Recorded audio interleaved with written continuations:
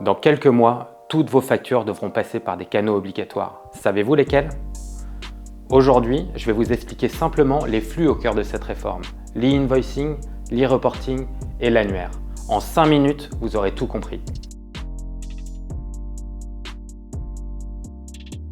Commençons avec l'e-invoicing. C'est le cœur de la réforme. L'e-invoicing concerne l'émission, la réception et la transmission des factures électroniques. À partir de 2026, les factures entre les entreprises françaises devront être émises dans un format structuré et passer par une plateforme agréée et être transmises à l'administration fiscale. Prenons un exemple ici plus concret. Imaginons que je crée une facture pour mon client en France. Mon logiciel de facturation électronique génère automatiquement cette facture sous le bon format. Elle passe par ma plateforme agréée qui va vérifier qu'elle est conforme, consulter l'annuaire pour savoir où l'envoyer et la transmettre directement au destinataire, mais aussi à la DGFiP. Et la facture arrive directement dans le logiciel de mon client. Avec ce nouveau système, plus d'erreurs d'adressage, plus de PDF perdus par email et surtout, tout est conforme aux règles fiscales.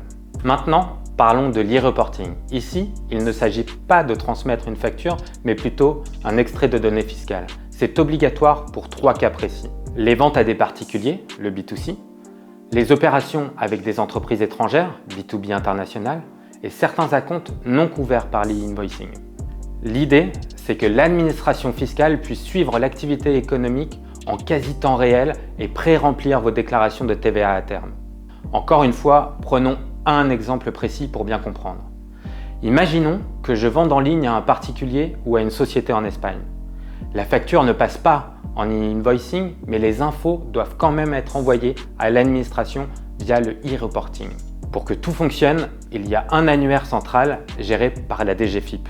Il recense toutes les entreprises françaises et leur plateforme de réception.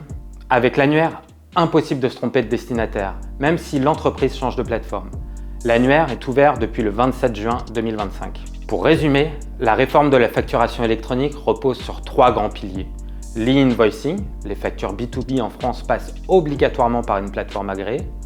L'e-reporting, les ventes B2C et les opérations internationales et certains acomptes doivent être envoyés à la DGFiP sous forme de données.